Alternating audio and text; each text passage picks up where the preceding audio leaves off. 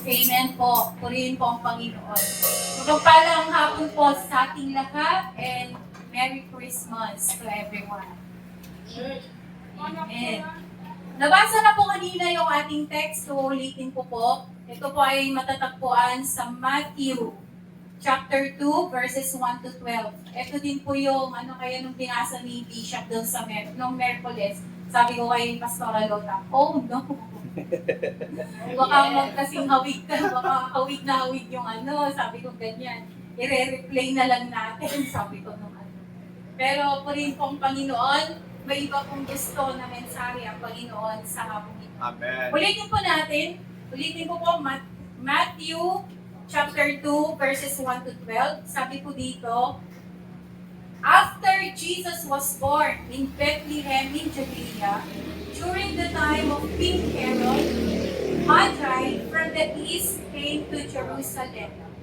Take note po hindi po tatlong hari, hindi three kings ang sinabi, Magi. Sa ibang translation, wise men ang sinabi dito. And asked, where is the one who has been born king of the Jews? We saw his star when it rose and had come to worship him. When King Herod heard this, he was disturbed, and all Jerusalem with him. When he had called together all the people's chief priests and teachers of the law, he asked them where the Messiah was to be born. In Bethlehem in Judea, they replied, for this is what the prophet was written. But you, Bethlehem, in the land of Judah, are by no means least among the rulers of Judah. For out of you will come a ruler who will shepherd my people Israel. Verse 7, then Herod called the Magi secretly and found out from them the exact time the star had appeared. He sent them to Bethlehem and said, go and search carefully for the child. As soon as you find him, report to me so that I too may go and worship him. Verse 9, after they had heard the king, they went on their way, and the star they had seen when it rose went ahead of them until it stopped over the place where the child was. When they saw the star, they were overjoyed. Ulitin ko po. When they saw the star, they were overjoyed. On coming to the house, they saw the child with his mother Mary, and they bowed down and worshipped him. Then they opened their treasures and presented him with gifts of gold, frankincense, and myrrh. And having been warned in a dream not to go back to Herod, they returned to their country by another route. Pagpalain po ang pagkakabasa po ng salita ng Panginoon. Amen. Alam po natin, Christmas is the birth of Jesus. That is why we are celebrating Christmas. Ang ibig sabihin ng Christmas, from the word itself, Christ. Hindi Santa Claus Mass. Kasi ang ini-implant natin sa mga bata, Santa Claus is coming to town. Kaya ang alam ng mga bata na nagre-regalo sa kanila ay si Santa Claus. And the word Mass, we. No? Ang Roman Catholic, yung parang gathered, sabi nila. So, we are gathering, we are celebrating because the Savior is born. Yun po yung ibig sabihin ng Christmas.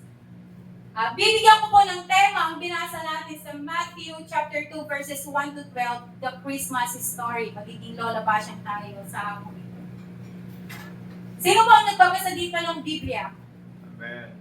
Ako si Bishop lang yung ulitin ko. Sino pong nagbabasa ng Biblia? Amen. Nakita niyo po ba yung napapaloob sa Biblia na may 3K po doon?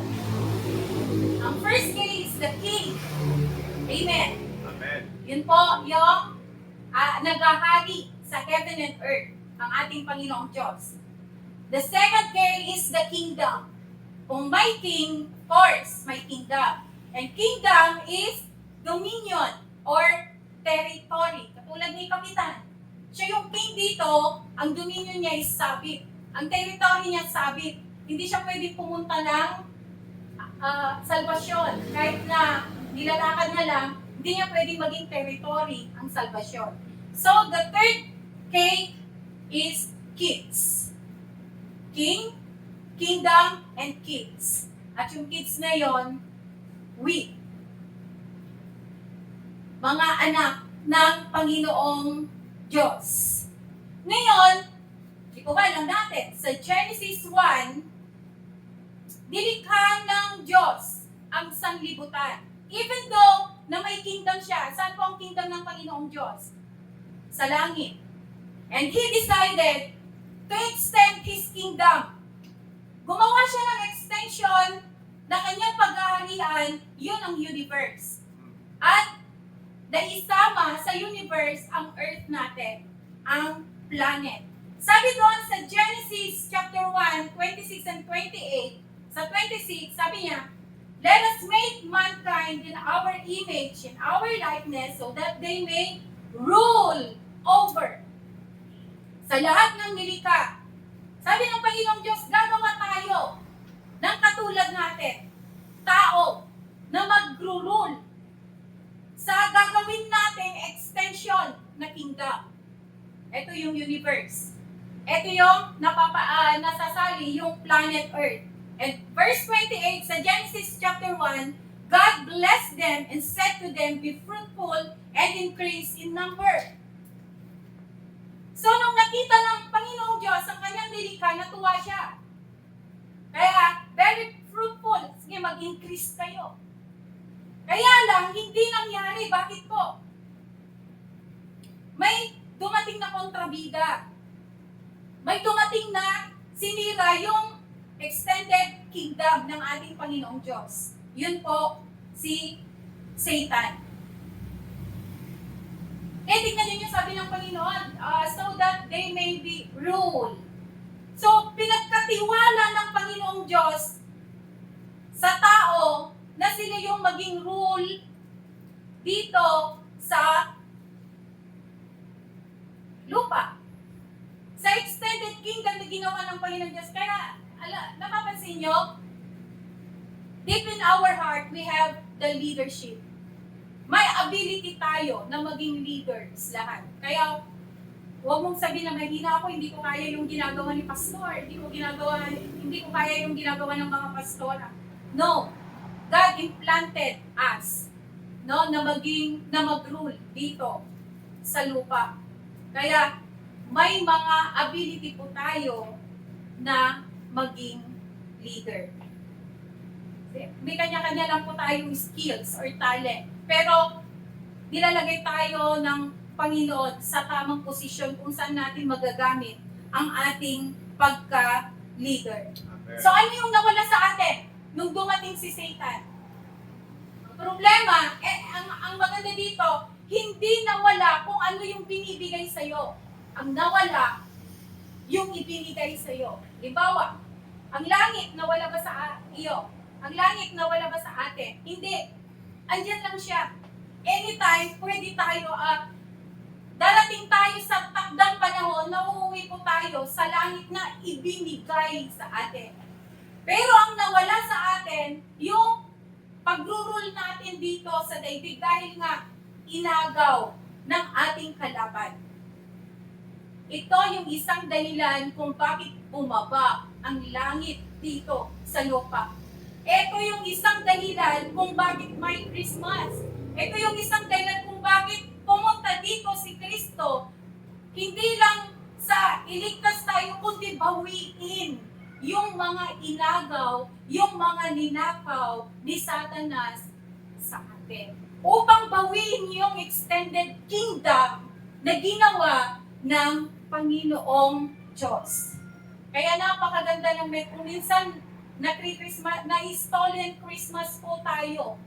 Hindi natin, sabi ni Pastora Dominga, di ba? Nagkakabit-kabit ka ng Christmas light, pero hindi mo alam kung ano yung ibig kahulugan ng Christmas. Now, eto na po yung the Christmas story. Number 1, sa verses 1 and 2, sabi po dito, balikan po natin, after Jesus was born in Bethlehem in Judea, during the time of King Herod, Magi from the east came to Jerusalem and asked, "Where is the one who has been born King of the Jews? We saw his star when it rose and have come to worship him." Number one, Christmas story. Christmas is a story of faith. Ulitin ko po, Christmas is a story of faith. Ito po yung faith ng tatlong magi or wise men. Sa Judea, ang king ay si King Herod. Ngayon, panatag siya eh. No, dahil lahat ng mabalitaan niya na ipapanganak na batang lalaki ay kailangang mapatay.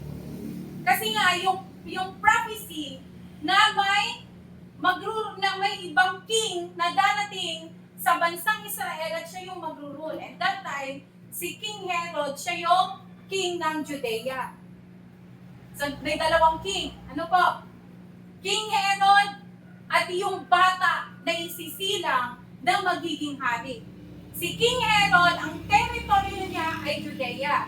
Pero itong isisilang na bata, ang teritoryo niya ay heaven and earth.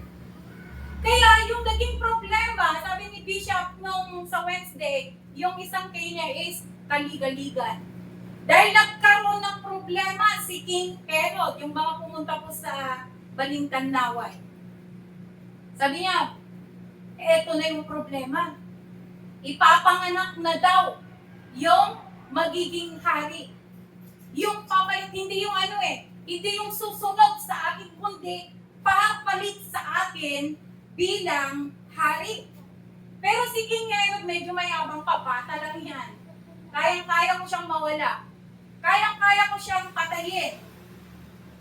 That time po kasi, walang karapatan ng mga Hudyo. Because politically, naagaw sila ng mga Romano. Noon na yung mga Romano na yon ay pinagkatiwala yung pagrurule sa Judea kay King Herod. Kaya lahat ng utos ni King Herod ay kailangang maganap. Kailangang mangyari. But then, sabi ko nga, number one, Christmas is a story of faith. Nung makita nung wise men, yung tala na siya yung magiging guide na papunta sa Bethlehem upang makita yung bata na isisila na siyang magiging hari. They left their comfort zone. Di ko alam kung di po ako nagkakamali, 70 miles yung kanilang biyahe. And take note, these magi, these wise men are not Jews. Hindi sila mga Hudyo, kundi they are Gentiles. Pero naglakbay sila, iniwan nila yung comfort zone to take the dangerous journey. Hindi nila kalahi yung pupuntahan nila. Alam nila yung nangyayari sa bansang Judea, pero hindi sila natakot because of faith. Totoo kaya? Hindi man lang sumagi sa isip nila na, totoo kaya? Naisisilang na yung magiging hari? Wala silang nakita. Wala pa man silang nakitang bata. Pero, they took the risk. Wala silang pakialam kung danger yung pupuntahan nila. Ano ba ibig sabihin ng faith? Something that is believed in things that unseen. Yung hindi mo nakikita, pero pinapaniwalaan mo na with this strongly conviction. Sa atin po kaya ngayon, this Christmas, ang kapanganakan po ng ating Panginoong Yesus, reminding us our faith. Amen. As sinasabi natin, kilala ko ang Diyos. Alam kong may Diyos. Pero kumusta po yung pananalig mo sa Kanya? Maraming preacher na naririnig natin na may Diyos. Pero kumusta po kaya yung pananalig po natin sa Kanya? And I want you, and gusto kitang tanungin sa hapong ito, do you know Jesus well? Kilala mo ba talaga ang Panginoon na pinagsisilbihan mo? Amen. Kung kilala mo, dapat manalikay, every circumstances in life. This Christmas, reminding us the story of 3 wise men about their faith. Hindi nila kalahi yung pupuntahan nila. Alam nila na mamimit nila si King Herod. Pero pumunta pa rin sila. Sabi nga ni Bishop, walang sasakyan noon. Gumagamit lang sila ng paa, makarating lamang sa kanilang pinupuntahan. Kaya pag naglalakbay sila, ilang years bago sila makapunta sa kanilang pupuntahan kasi walang tricycle, walang kariton, walang jeep, walang bus, walang LRT, walang MRT, walang 4 wheels, walang bike. Pero because of faith, kahit hindi pa nila nakikita yung bata, kahit hindi nila alam na totoo kayang mangyayari na siya yung tagapagligtas, nagkaroon sila ng faith. So this Christmas, reminding us our faith. Amen. Kumusta yung pananalig mo, yung pagtitiwala mo, yung paniniwala at pananampalataya mo sa ating Panginoong Jesus. Number 2, Christmas is the story of following God's guidance. Christmas is the story of following God's guidance. Nung gabing yun, tahimik. Tahimik ang mundo.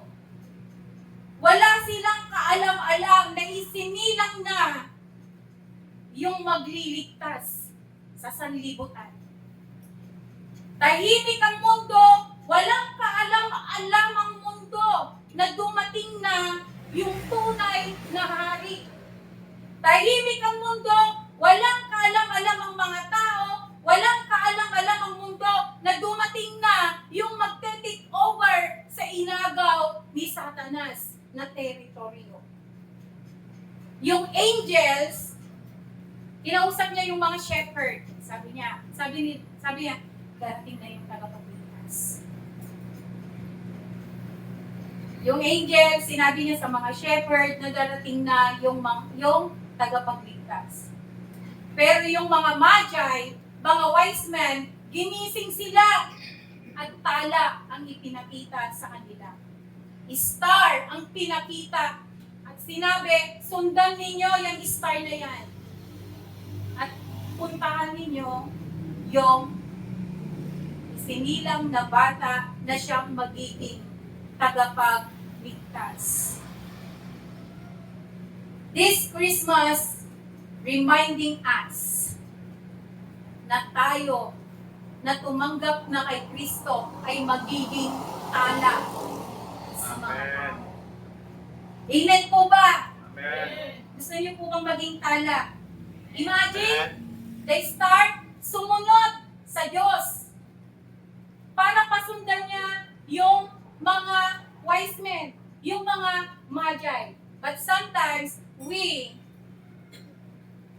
mga tao, sabi na natin mga Kristiyano, nagkakaroon tayo ng sariling guidance. Ayaw nating sumunod sa guidance ng ating Panginoon. Ang Biblia, andyan na. May mga libreng Bible na binigay para maging guidance natin. Si pastor, si bishop, mga pastora, andito na para maging guidance natin. Pero bakit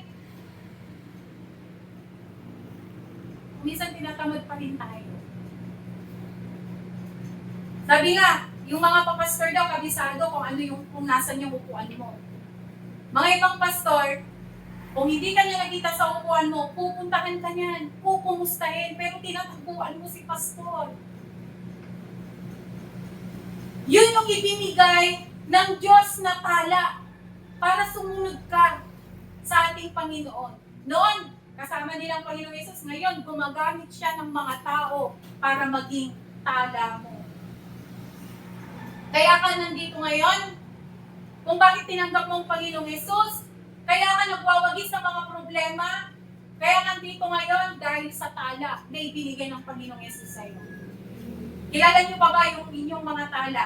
Sabi ni Pastora Ami kanina, bata pa lang po kayo noon, nasa SM sila. So may naging tala kung bakit siya naging pastora. Hindi man si Bishop yung naging tala natin, may ginamit ang Panginoong Diyos sa buhay mo na maging tala, maging star, maging guide kung bakit nandito ka ngayon. Amen. They are not actress or actors, pero they are the true star. Totoong star. Kaya, we should appreciate our tala. We should appreciate our stars. Sila yung star ng buhay natin, may binigay ng Panginoon. Sa akin, ang tala ko, ang naging tala ko, yung nanay nung papa ko. At ang sekta na ginamit, na naging tala, is Church of God. Sa lola ko. Lumaki ako, napunta kami sa isang sekta na very solemn. Hinahanap ko yung sayo ng puso. So nung kaya ko na magsalita sa magulang ko na hindi itong gusto ko, hinahanap ko kung saan ako una nadinala ng tala ko. So thank you to my tala. Kahit na wala na siya dito sa mundo, hindi ko makakalimutan na siya yung naging tala ng buhay ko. Now it's time na maging tala naman ako. Ngayong wala na yung tala ko, ako na ang magiging tala ng ibang mundo. This Christmas reminding us ang kapanganakan ni Kristo, reminding us na maging tala din tayo sa ibang tao. Amen. Ang saya kaya sa puso. Naglalakad ka, biglang may mag-awak sa'yo, hahawak sa'yo or babati sa'yo. Thank you po ha. Thank you sa mga encouraging words na binigay niyo po sa akin. Thank you po sa mga paalala niyo, mga turo niyo. Ang saya sa puso. To God be all the glory.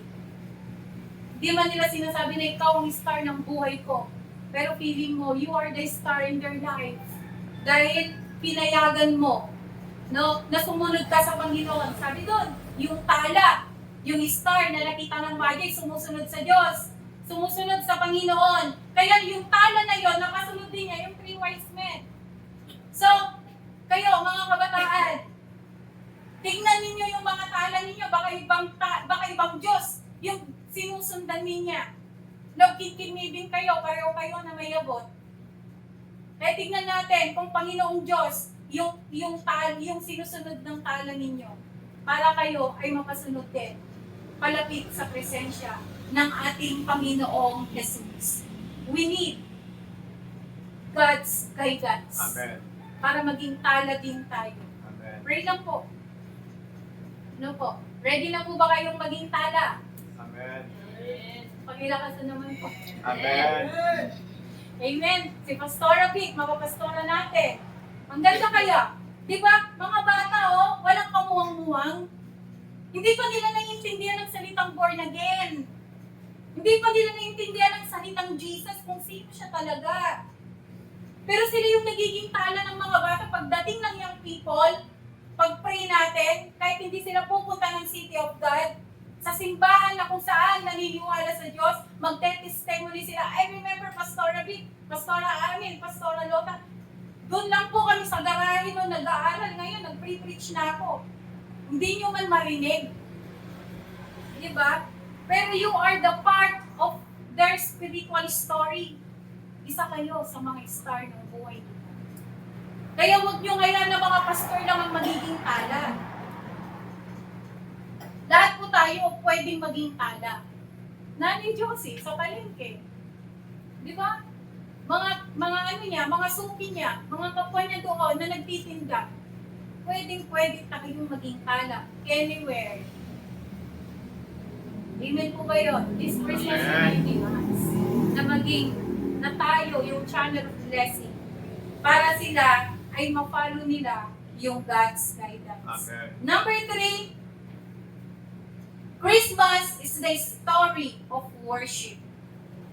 Ulitin ko, Christmas is the story of worship.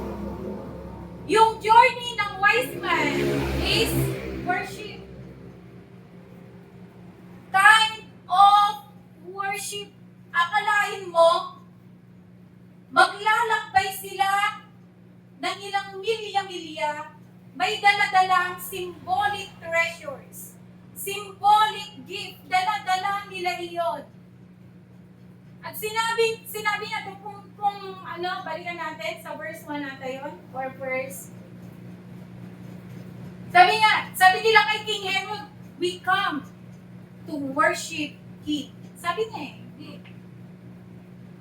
So, ang purpose pala, kung bakit, yung number 1 natin, kung bakit sila nanampalataya, yung number 2, kung bakit nila sinunod yung guidance, yung tala, ang purpose pala nila is to bow down and to worship the King of Kings. Kusang loob na pumunta. Nung sinabi ng angel, nung ginising sila at pinakita yung tala, hindi nila sinabi na bukas na lang po, gabi pa, matutulog pa kami, maghahanda pa po kami. Pero hindi. Pumunta sila agad. At naka-ready na yung kanilang mga dadalhin na symbolic gift. Kasi po, ang tunay na worship ay kusang loob at hindi napipili. Amen, diba?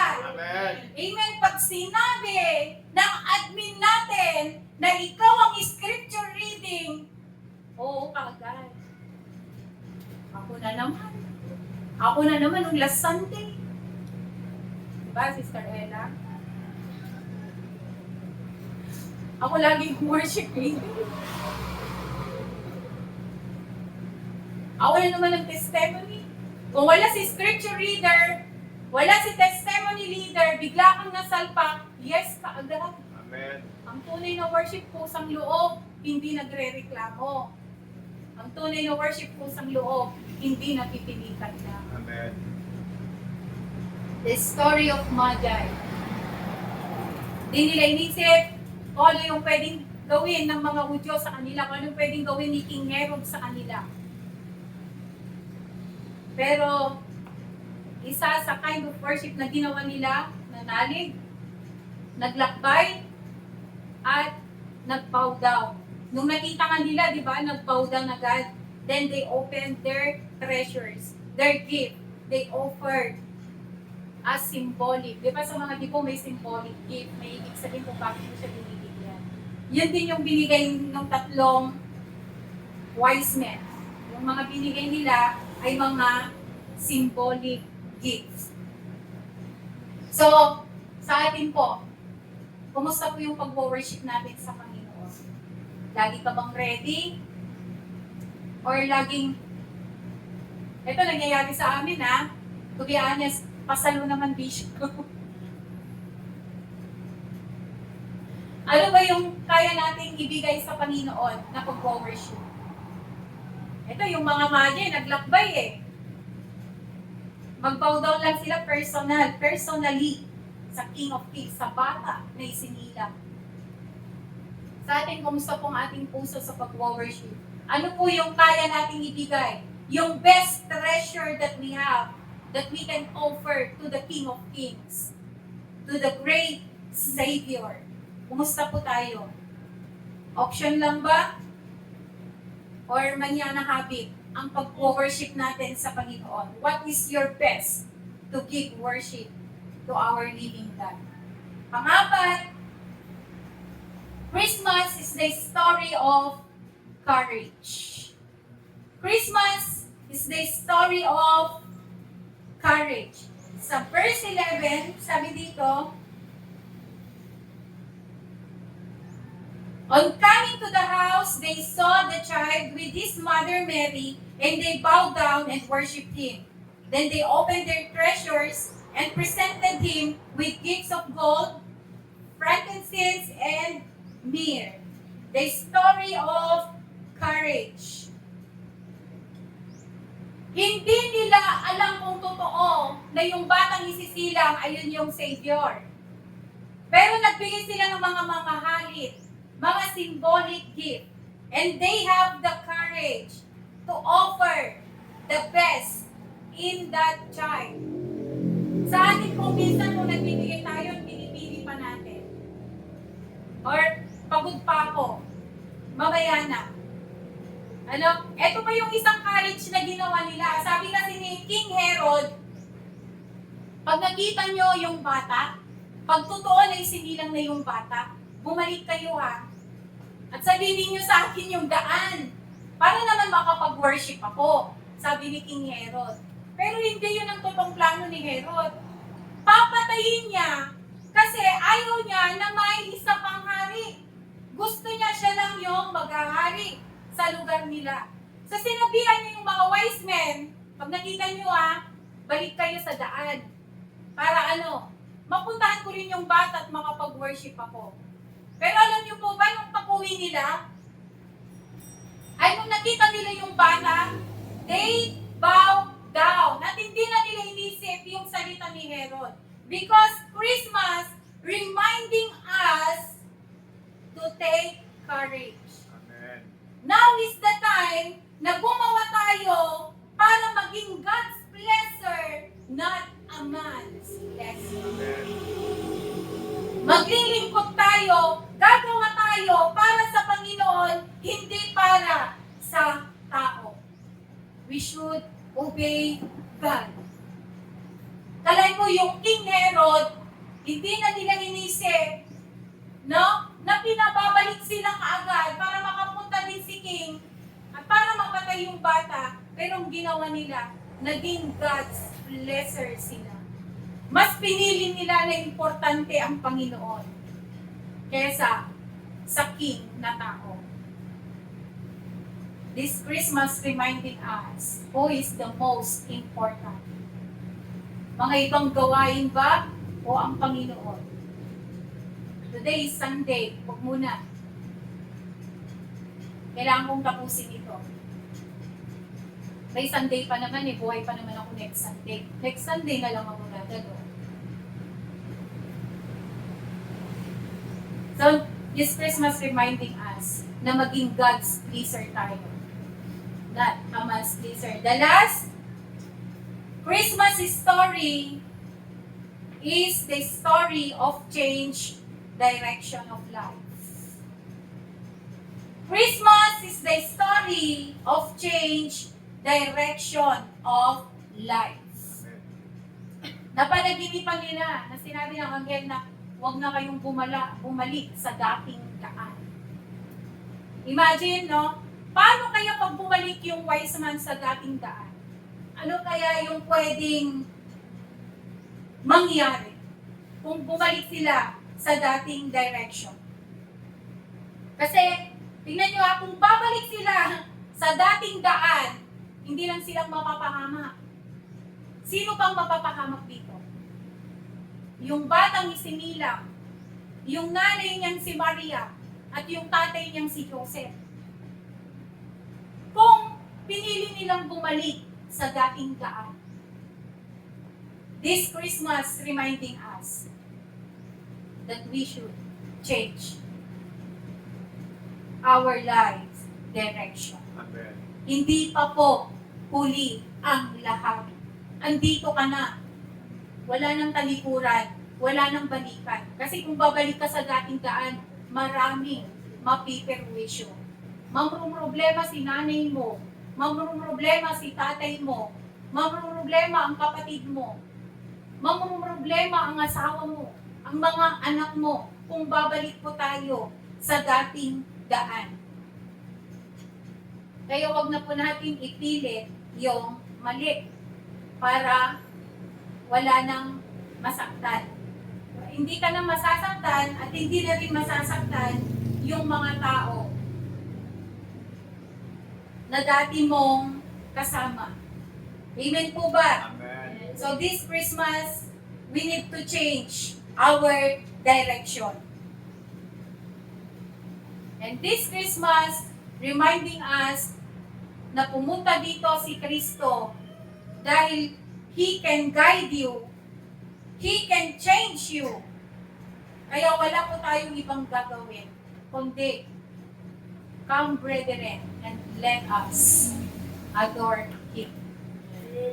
So this Christmas, reminding us our faith,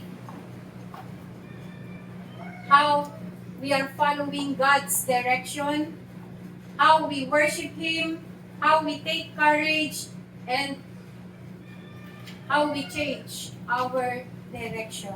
Inanyayahan ko po na tayo pong lahat. Dito kayo. Like Magi did, they bow down and worship Christ, the King of Kings, who saved the world, who saved you, who saved me. So, come, let us adore Him. Isipin mo habang kinakanta mo to, what the best treasure is in my life that I can offer to the King of Kings. Pasalamatan natin na nang dahil sa kapanganakan ni Kristo, yung nawala, yung ginagaw sa iyo ni Satanas, ipinalit niya muli. Para bantayan ang extended territory ng Panginoon. O come, let us adore Him.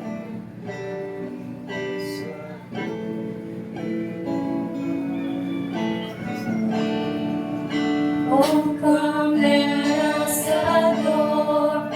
Oh, come, let us adore Him. Oh, come, let us adore Him. Christ the Lord. Oh, come, let us adore Him. Oh, come, let us adore. Oh, come, let us adore Him.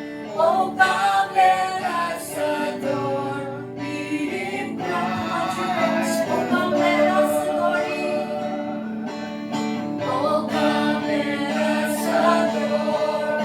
Oh, come, let us adore. Oh, come, let us adore Him. Christ the Lord. Napakaganda po ang mensahe ng Panginoon. Natunghayan po natin yung kwento kung bakit mayroong Pasko. Because of Christmas, naparito ang ating Panginoong Hesus. Doon sa first Christmas, meron na pong sumamba sa Panginoon. Meron na pong nabago ang buhay dahil doon sa first Christmas. At ngayon, taon-taon po natin ginagawa. Taon-taon po natin sineselebrate ang tinatawag nilang Christmas. Sana mabago yung pananaw po natin patungkol sa tunay na pag-celebrate ng tinatawag nating Christmas. Hayaan po natin na ang Panginoon ang siyang patuloy na kumilos sa ating mga buhay, like the three wise men. Nagawa po nilang sumamba sa Panginoon at sa kanilang pagsamba, nagawa nilang may bigay yung pinaka-the best nila sa kanilang pagsamba sa Panginoon. Kapatid, sa hapong ito, natunghayan natin yung kwento ng Christmas. Patuloy nating sambahin ang Panginoon sa ating mga buhay. Hallelujah.